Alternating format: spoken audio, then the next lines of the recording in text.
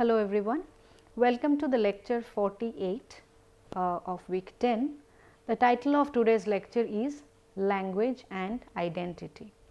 So, for the last few lectures we have been talking about sociolinguistics and we will be talking about sociolinguistics even today, but we will be trying to talk about a number of issues that we have already learned and relate it to the idea of language and identity.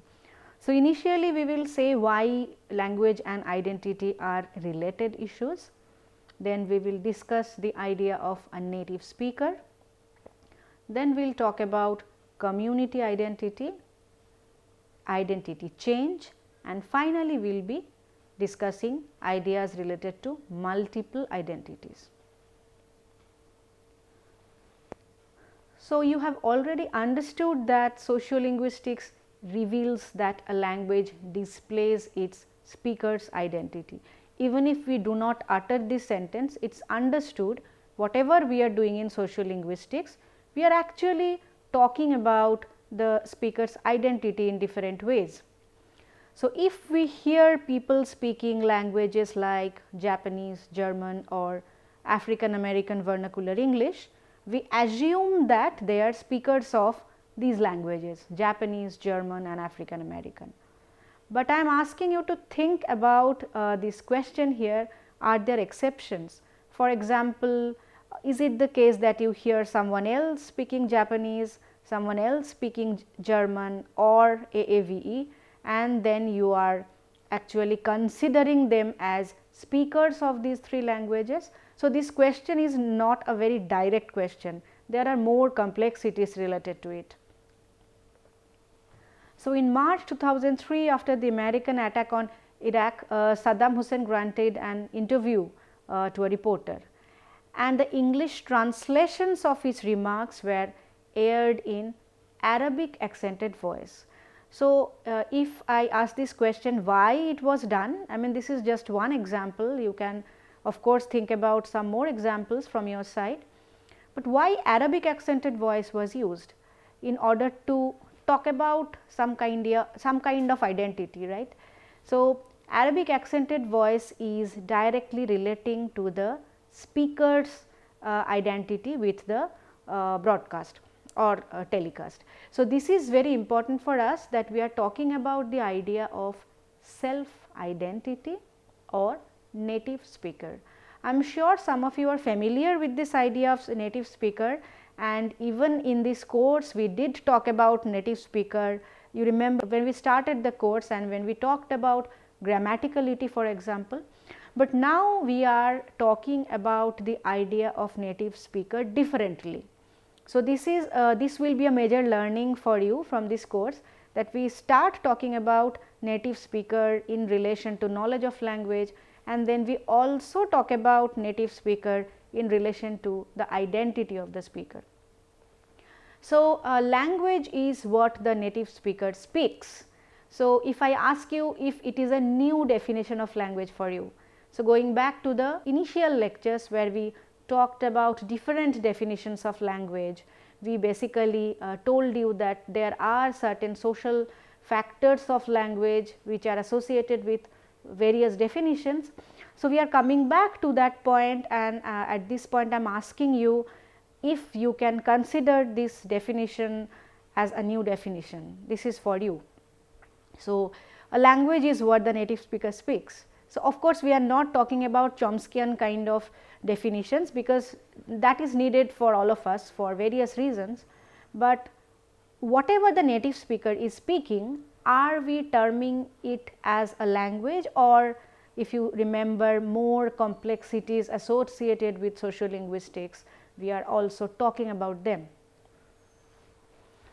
You can say everyone is a native speaker and has a native language, which is of course the common and popular term called mother tongue. So, why do we say father tongue at times instead of saying mother tongue? But you know, mother tongue is widely used across cultures, and mother tongue is a part of one's identity. But if you know something called Sapir-Whorf hypothesis, which is talking about some idea of relativity, You can say that the idea of mother tongue is actually complex and relative, because one may have more complexities associated with the language, it is not very simple. So, we can have only one mother tongue as we have one biological mother. So, it is a common perception, but people also said that we can challenge the idea of mother tongue in different ways.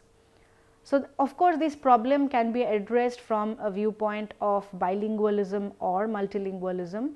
So, if you find, for example, equal command in two languages for a speaker, how will you actually label one particular mother tongue for that speaker? So, these are the complexities that we have to keep in mind. And along with mother tongue, there are community boundaries, right. So, you already know about speech community. We talked about speech community and different aspects of speech community when we talked about bilingualism and multilingualism, if you remember. So, there is a need to draw community boundaries. So, how do you do that? We know that these boundaries are fuzzy. We already talked about the idea of fuzzy boundaries. So, and how do we account for phenomena like code mixing, diglossia, bilingualism, and also something called language attrition? For those who do not know what it is, it is the loss of first language. And of course, language shift and nativized varieties of colonial language and other language contact phenomena. So, we already learnt about all these issues that I have mentioned here. Now you know what they are, and I am trying to think you about the idea of community boundaries. So, you can easily understand that it is not very easy to decide a community boundary.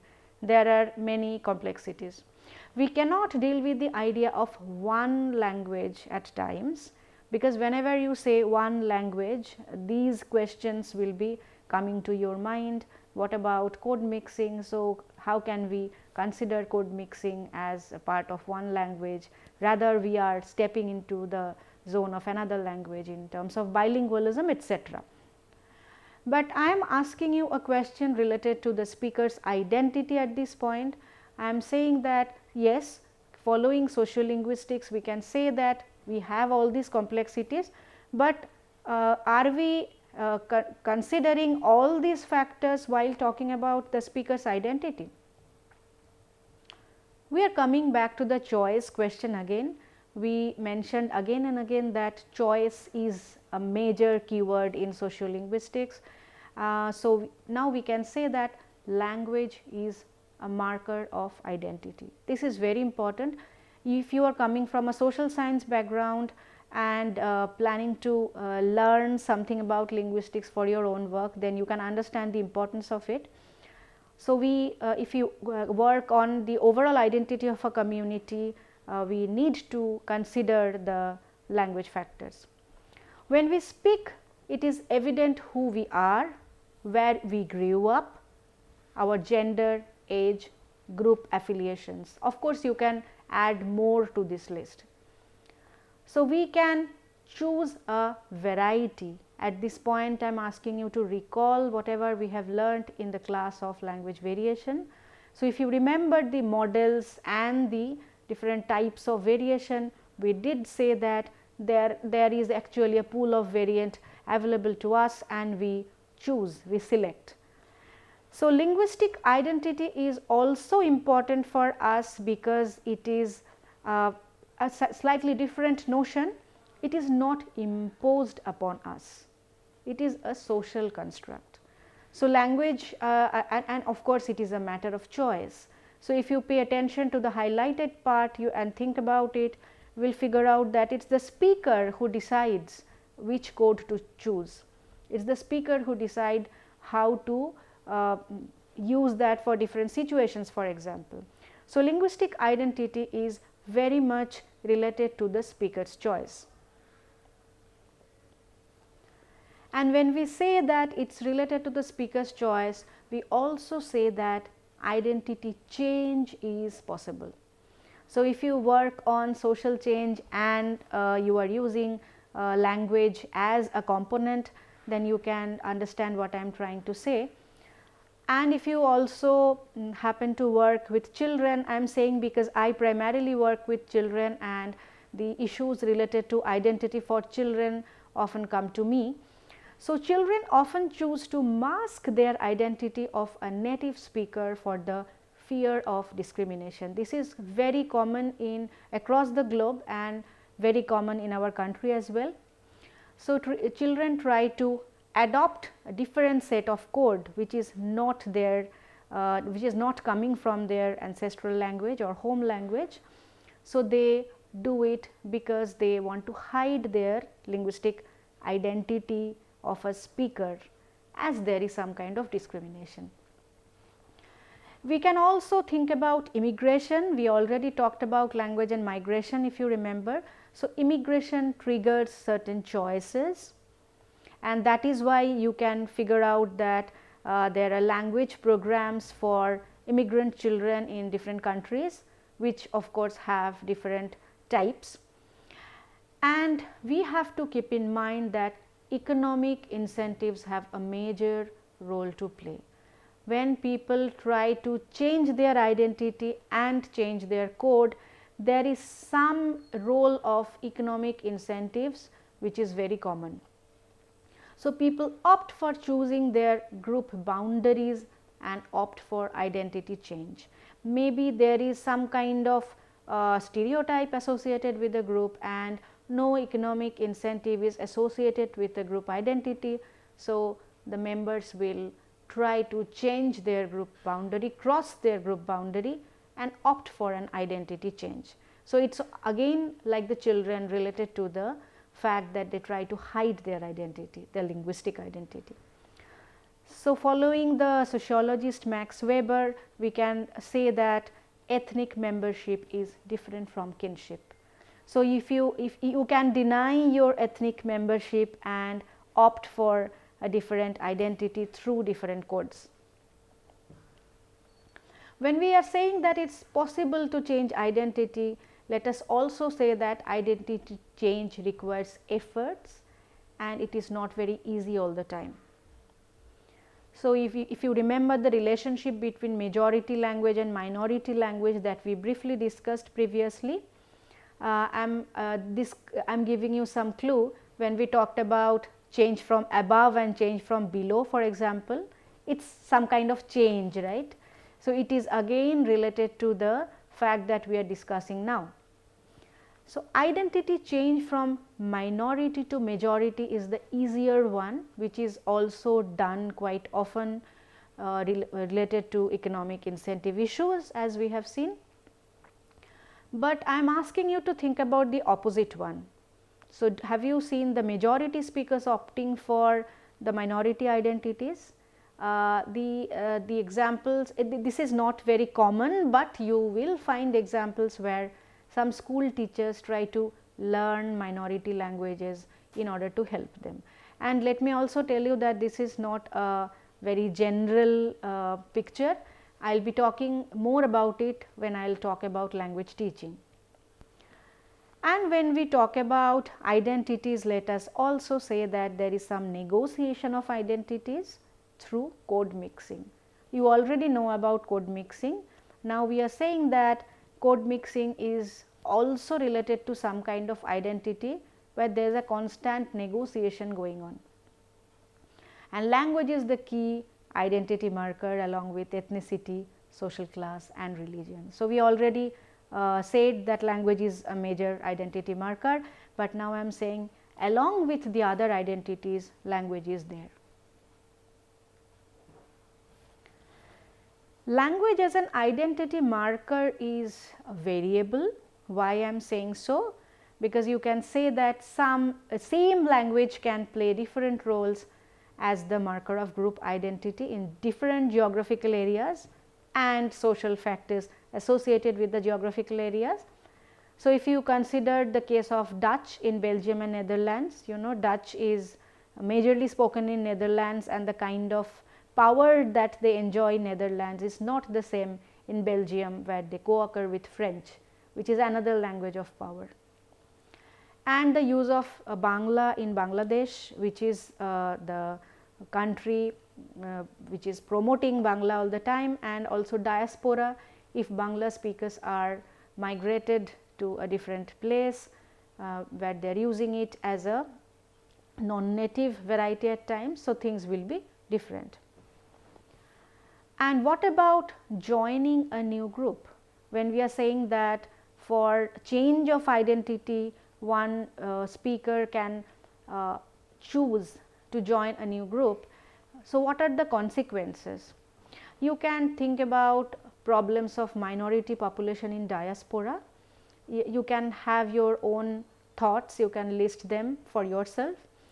And also there are problems of very small minorities, which is different from diaspora maintenance in terms of diaspora.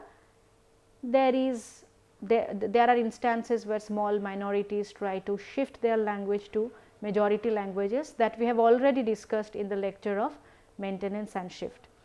So, these are the other problems related to identity. We are trying to talk about language maintenance and shift from a different lens now.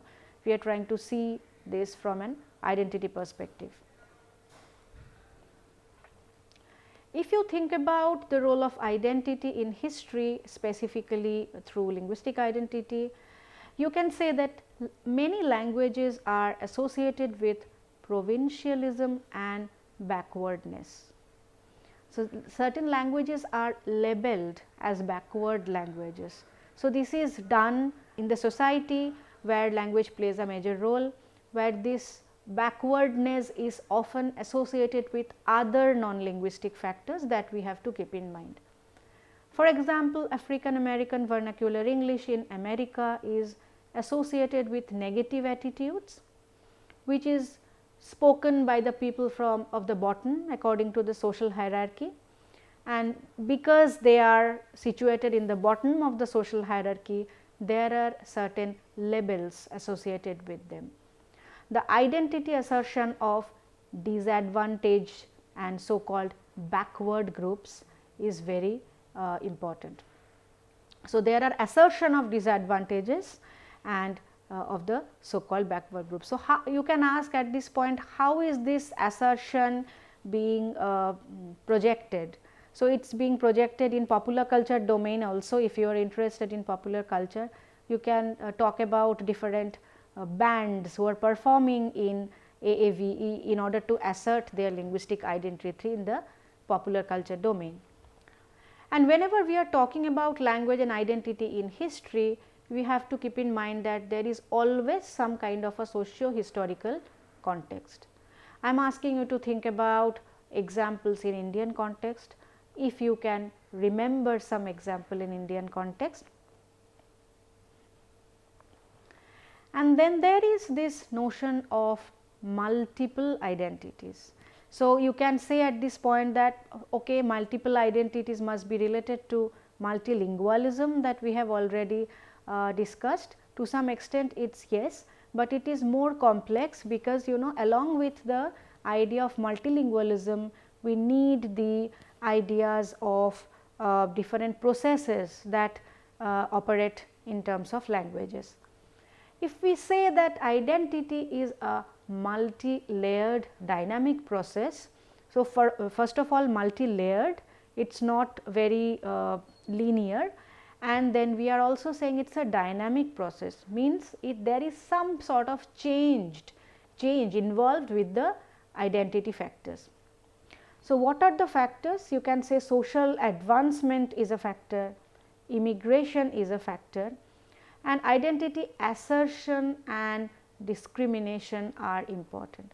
So, we have to remember both, whether there is some kind of discrimination and as a result some language shift is happening, and if there is some kind of discrimination and identity assertion is happening. So, these two are different contexts, these two can have different contexts. So, following Lapage and Taburet-Geller, I can say that a change in the focus of research in language and identity is now being done in sociolinguistics. So, there is a change which is visible, and we talk about not only the languages that are acquired, but we also talk about what is learnt. So, again if you remember the initial lectures, we did pay attention to the acquisition part and say that learning is important, but we will be primarily talking about acquisition. But here we are also talking about learning. So, in formal domain, some languages may be languages which are actually enjoy some prestige and power. So, these are learnt in formal domain. It can be acquired also if there are factors which are associated to language acquisition, but mostly they are learnt. And variability depends on learning as well. We were talking about variability because we did learn about variants. So, we have to keep in mind that variability is not related to acquisition always, it is also related to learning as suggested by them, and it is important as a marker of identity. So, there are changes in sociolinguistics research, specifically in the domain of language and identity, because the language learning factor is taken into account along with acquisition factors. And in the 1990s, there is this constructivist approach of identity in social sciences. It emerged and it affected the research of sociolinguistics as well. And we started adopting different kinds of methodology as a result. One popular method is to use narratives. So, how narratives are used to display the speaker's identity is very important. And at this point we can say that identity is neither categorical nor fixed. We can speak more like a standard speaker, more like a woman, more like a teenager. We can change our identity, shift our identity, try to talk like someone in order to assert a particular identity, and it is reconstructed by the speaker. So, there is this dynamic view of identity which says how and why the speakers exploit certain variants and use them strategically to project different identities. So, when we talked about language variation, we did say that it is context dependent. You can also refer to the class of pragmatics when we said that context plays a major role in deciding different variants. But now we are saying that yes, context is important, variants are important, but these are related to the identity factors. So, and you know we use some kind of strategies in order to project different identities.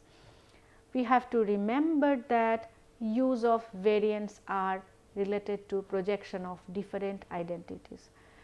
Based on different contexts we are using different variants, but these are related to projection of different identities. Now, you can ask me at this point why do we use mixed codes? We are not selecting one set of codes, but we are basically choosing codes from different domains and mixing them. So, you can say that we try to project multiple identities. So, I am not sure whether you agree with this view or not. So, I am asking you if you actually agree with this statement or not, but mixed codes are used to project multiple identities, something that I am trying to say. You may or may not agree. So, if we say how people distinguish themselves with neighboring communities, it is another factor of assertion of identity. So, if the neighboring communities are more powerful in terms of the languages as well, then there is a chance that they are engulfing the minority communities, and identity features extend beyond their linguistic characteristics in the thirst to assert rival claims of solidarity. This is something that Khubchandani said in 1983. If you are a sociolinguist and in advanced stage, I am sure you are familiar with Lakshman Khubchandani's work, who talked about multilingual societies in terms of Indian context.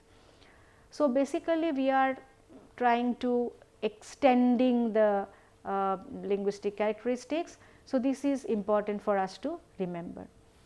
And in a society where standard variety is not defined, if you remember the stages of standardization, you can say that the final stage is not yet there, but there is some sort of initiation of the process of standardization in the society. You can say that identity differentiation is complex, because there is no specific codified form, there is no acceptance of codified form in the society. So, people can have complex methods of adopting identity, and there can be a chaos. So, there are different stereotypes and attitudes associated with them that we have to remember. I am sure there are certain examples in your mind. I will ask you to think about them and how these are being done. So, if you think about group identity and individual identity, you can ask yourself how these are different. I have a couple of questions for you. I think you can make a note of them. Also, I am asking you to comment on the communities around you. If you think, for example, the hierarchy, the social hierarchy and the power related factors. So, how the speakers are either using or rejecting or adopting different set of codes. And also try to think about whether it is common in Indian scenario or it is specific to the communities around you. And also I am asking you to think about whether it is different in rural and urban setting. We can say that identities are constantly made and remade. So, one can actually mold the identity and go for an identity change that we have already mentioned. So, let us read the quote by Lapage 1986. People create their linguistic system and we have more than one, so as to resemble those of the groups with which from time to time they wish to identify. Both the groups and their linguistic attributes exist solely in the mind of each individual. We behave in the way that unconsciously or consciously we think appropriate to the group with which at the moment we wish to identify. So, it is about us whether we decided to identify ourselves with a particular group or not, and that is how we will be projecting our identity. Coming to the conclusion part of the lecture, let us quickly do a recap of whatever we have learned. We said that language displays a speaker's identity, and we cannot deal with one language. There are multiple languages which are associated with our lives, and these are often related to multiple identities. And identity is a social construct, it is not given to us, but actually it is constructed in the society, and it is a multi-layered dynamic process. So, these are the key references. Thank you.